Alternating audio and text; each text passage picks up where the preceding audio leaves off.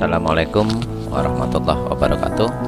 Hari ini kita akan belajar berpikir komputasional. Apa itu berpikir komputasional? Yaitu sebuah konsep bagaimana menemukan masalah yang ada di sekitar kita, memahaminya, kemudian mengembangkan solusi yang inovatif dengan bantuan perangkat teknologi. Meskipun begitu, konsep berpikir komputasional dapat juga diterapkan dalam berbagai bidang kehidupan manusia, seperti ekonomi, sosial, bahkan di rumah sehari-hari pun kita bisa menggunakan konsep berpikir komputasional. Tidak selalu berhubungan dengan komputer atau teknologi. Kenapa perlu belajar berpikir komputasional? Teknologi terus berkembang dan mengubah cara kita melakukan berbagai hal, termasuk cara kita berkomunikasi dengan orang yang kita cintai, bagaimana kita melakukan penelitian untuk proyek sekolah, dan cara kita mengelola usaha. Dengan belajar berpikir komputasi akan didapat keterampilan penting dan mendasar untuk menjadi pembelajar seumur hidup, yang pada akhirnya nanti akan menyiapkan diri kita sendiri untuk menjadi sukses. Ada 4 teknik pendekatan dalam computational thinking atau berpikir komputasional. Pertama adalah decomposing atau dekomposisi, kemudian pattern recognition atau pola pengenalan pola, abstraction atau abstraksi, dan yang terakhir adalah algorithms atau algoritma. Dekomposisi yaitu suatu teknik untuk memecah atau menguraikan masalah besar dan kompleks menjadi masalah-masalah yang lebih kecil dan lebih sederhana, sehingga mudah dikelola dan dipahami, kemudian dicari solusinya. Kita bisa lihat ada suatu masalah kita temukan, kemudian dari masalah yang besar tadi kita uraikan menjadi beberapa masalah-masalah kecil. Baru kita cari solusi dari masalah kecil-kecil yang tadi, sehingga secara tidak langsung nanti akan menyelesaikan masalah yang besar. Seperti itu. Untuk contoh dekomposisi, kita bisa melihat misalnya kita memiliki sepeda, ketika kita kendarai bunyi tak-tak. Bagaimana ini sepeda ketika kita kendarain kok bunyinya tak-tak? Ayo kita dekomposisi. Pertama kita pecah dulu masalah tadi bunyi tak-taknya itu dan dari sepeda. Apa? Kita pecah jadi kita uraikan jadi masalah kecil. Satu, apa penyebab dari bunyi tak-tak? Kita harus tahu itu. Kedua, bagian sepeda mana yang bergerak dan menjadi sumber bunyi tak-tak? Kita harus tahu itu juga. Bagaimana cara memeriksa dan menentukan sumber bunyi tak-tak? Kemudian bagaimana cek bahwa perbaikan sudah benar? Selanjutnya adalah mencari solusi dari masalah-masalah yang telah kita dekomposisikan itu. Jadi kita harus cek apa penyebab dari bunyi tak-tak. Kita harus cari tahu dulu. Bagian sepeda mana yang bergerak dan menjadi sumber bunyi tak-tak, kita harus juga cari tahu. Nah, ketika 4 poin ini sudah ketemu, maka itu menjawab permasalahan dari yang atas. Mengapa sepeda kita berbunyi tak-tak ketika dikendarain? Itu contoh dekomposisi. Pengenalan pola, kemampuan melihat persamaan atau perbedaan pola yang terdapat pada masalah-masalah kecil yang telah diuraikan pada proses dekomposisi untuk menggunakan solusi yang efisien. Jadi setelah masalah tadi kita uraikan dari masalah besar, kita bisa melihat pola dari masing-masing masalah kecil tadi. Contoh, saya ingin buat rumah, kemudian saya lihat rumah umumnya ada yang seperti ini. Ada 2 rumah saya umpamakan. Saya bisa melihat polanya. Oh, untuk atap biasanya mereka pakai yang segitiga, maka saya buat segitiga. Oh, untuk dari pintu atau pintu depan memakai pola lingkaran, maka saya pakai lingkaran. Begitu seterusnya. Untuk contoh pengenalan pola agak berbeda. Kita kembalikan ke suatu persoalan matematis. Misalnya ada deret bilangan 2, 6, 10, 14, 18.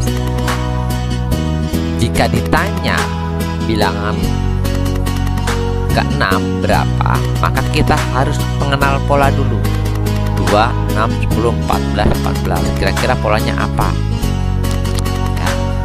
Maka ditemukanlah polanya. Ternyata setiap bilangan ditambah 4 dimulai dari angka 2. 2 tambah 4, 6. 6 tambah 4, 10. 10 tambah 4, 14. 14 tambah 4, 18.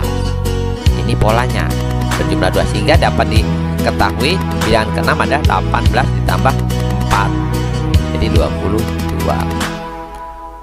Pola tidak dibatasi dengan perubahan bentuk, tetapi juga dapat berupa perubahan angka, perubahan arah, dan berbagai wujud seperti daun, pohon, perputaran planet, dan lain sebagainya. Kemudian abstraksi. Abstraksi itu adalah suatu teknik untuk menemukan informasi yang penting dan informasi yang tidak penting, kemudian membuang informasi yang tidak penting sehingga kita dapat fokus pada hal yang akan dilakukan. Jadi abstraksi intinya adalah membuang informasi yang tidak kita butuhkan atau tidak penting. Contoh, tadi di gambar ini ada 6 bulatan, 3 bulatan merah dan 3 bulatan putih. Kalau kita ingin membuat bola bowling, maka dibutuhkan berapa lingkaran? Hanya 3. Berarti yang 3 tadi tidak dibutuhkan, kita buang. Seperti itu. Untuk lebih jelas kita lihat contoh abstraksi. Misal ada rumus luas persegi panjang P kali L, panjang kali lebar, maka ditanya berapa luas persegi panjang ABCD. ABCD ini adalah suatu persegi panjang.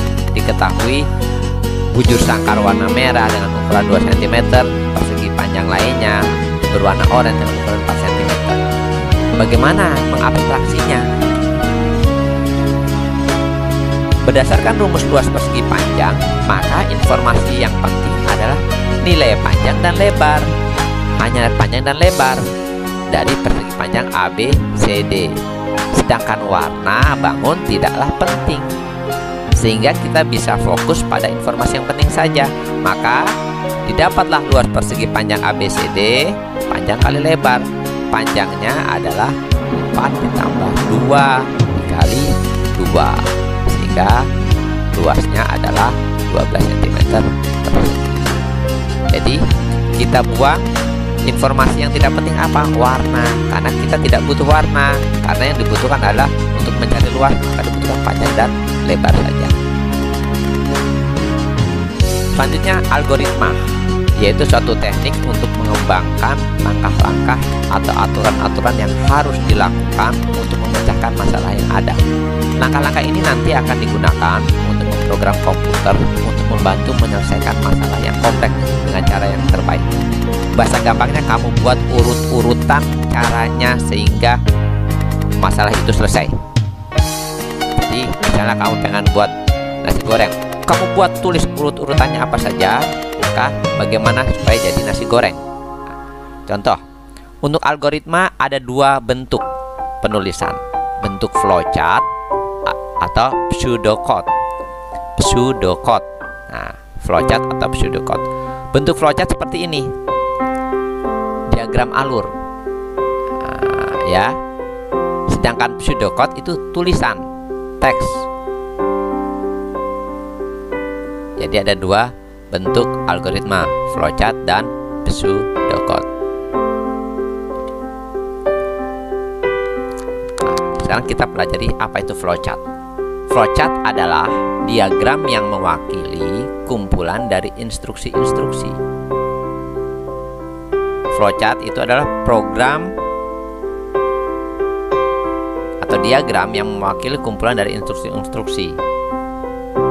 Jika program atau tata cara yang kita tulis banyak percabangan, maksudnya percabangan itu ya atau tidak, akan lebih mudah dipahami jika kita menulisnya dengan flowchart. Flowchart itu mengalir dari atas ke bawah dan kiri ke kanan. Jadi kita bisa buat flowchart itu dari atas ke bawah atau dari kiri ke kanan. Flowchart terdiri dari beberapa jenis, diantaranya flowchart sistem, flowchart dokumen, flowchart skematik, flowchart program, dan flowchart proses. Yang sedang kita bahas saat ini adalah flowchart program. Ini ada beberapa simbol flowchart. Perhatikan simbol terminator, permulaan, end, start, end pakai ini simbolnya, alur urut-urutannya. Jadi dari habis ini kemana ini pakai alur. Preparation inisialisasi harga awal kita jarang memakai.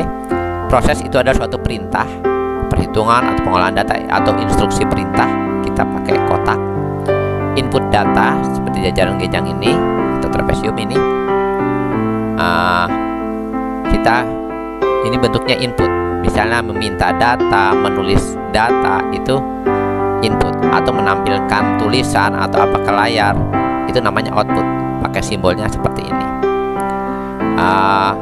Subprogram kita tidak pakai, ini untuk tingkatan lebih lanjut. Decision, nah ini dia percabangan di sini, perbandingan. Kalau ada pertanyaan dia masuknya ke decision, simbol seperti ini. Apakah laki atau perempuan, ada di sini. Kalau ya lari ke sini, tidak lari ke sini. Oke. On page connector, penghubung dari flowchart 1 dengan flowchart 2. Off page itu kalau berbeda halaman. Misalnya satu lembar pertama flowchart ini, lembar kedua, maka hubungannya pakai ini. Tapi kalau masih dalam satu halaman, pakai yang lingkaran. Tetapi kalau berbeda halaman, pakai yang simbol ini.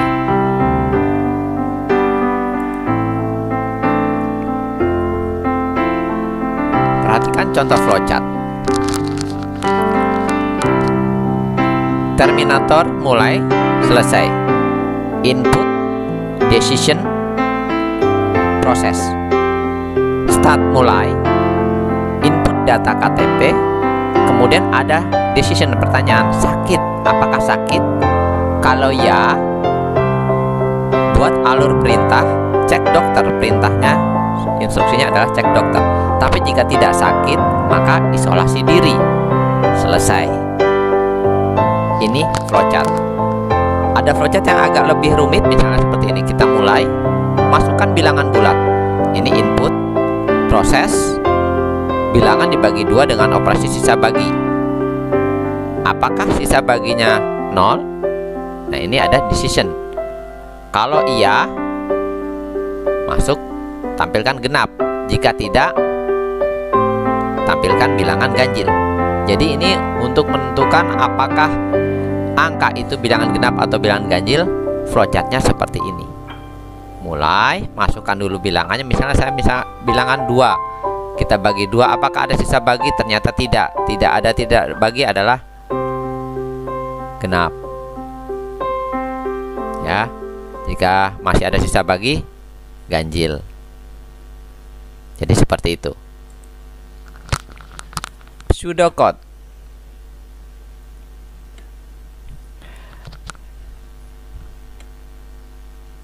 Yaitu komputer tidak memahami instruksi dalam bahasa Inggris. Mereka mengerti kode atau algoritma yang membentuk satu set instruksi dengan sintak yang sangat spesifik. Tetapi sebelum menulis kode yang komputer akan pahami, biasanya kita diarahkan untuk menuliskannya dalam pseudocode dulu. Sedangkan pseudocode sendiri adalah rangkaian instruksi yang menggambarkan langkah-langkah untuk menyelesaikan masalah. Pseudocode bukan sintak program dan bukan bahasa pemrograman tertentu. Setiap baris algoritma ditulis dalam barisnya sendiri dalam rangkaian perintah-perintah. Untuk memudahkan pembacaan, biasanya perintah dituliskan dengan huruf kapital, variabel ditulis huruf kecil, dan pesan dalam kalimat. Input ditulis dalam kalimat tanya atau perintah. Perhatikan di sini istilah pseudocode. Untuk instruksi selesai, stop, end. Mulai biasanya begin nanti. Instruksi kondisi. Jika A terjadi maka lakukan B, jika tidak maka lakukan C. Kita pakai if, else, then. Instruksi memasukkan atau menampilkan data, input, output. Input memasukkan, output menampilkan. Instruksi menyimpan nilai adalah store atau save. itu adalah beberapa istilah pseudocode yang biasa digunakan untuk menulis urut-urutan langkah program atau urut-urutan solusi yang kita buat. Output ditulis biasanya dalam pesan di layar. Oke. Contoh pseudocode. Tadi kita dari flowchart kita buat pseudocode-nya. Begin, mulai. Input, data KTP. If, jika sakit. Then, kemudian cek dokter. Selain itu, jika tidak sakit, atau else jika tidak sakit, isolasi diri. N. Ini pseudocode-nya. Ini terjemahan dari flowchart yang pertama tadi. Ada lagi yang bilangan bulat. Begin, input bilangan bulat. Bilangan bulat mode 2. If sisa bagi 0, jika tidak ada sisa, maka tampilkan outputnya genap. Selesai. Selain itu, tampilkan ganjil. Selesai. Ini adalah contoh pseudocode.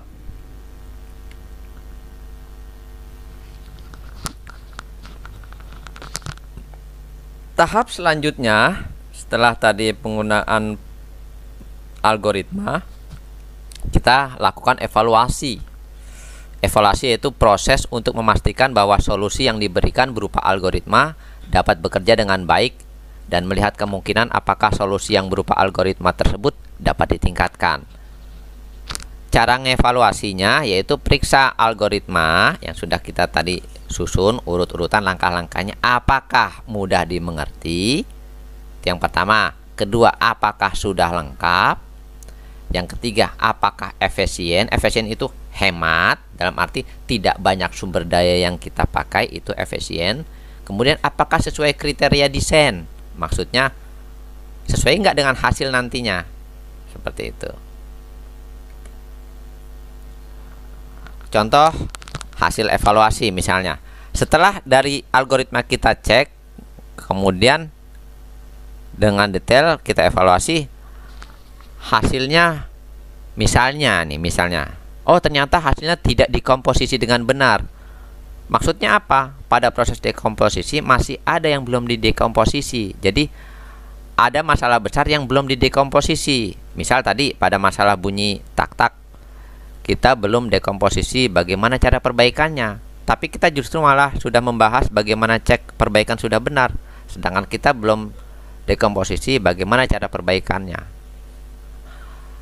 Kemudian jika hasil evaluasinya tidak lengkap, misalnya ternyata itu ada bagian permasalahan yang belum diselesaikan.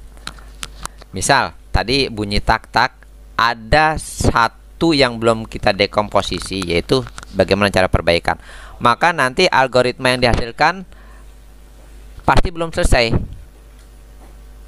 akan ada sesuatu yang salah. Makanya ada bagian permasalahan yang belum diselesaikan.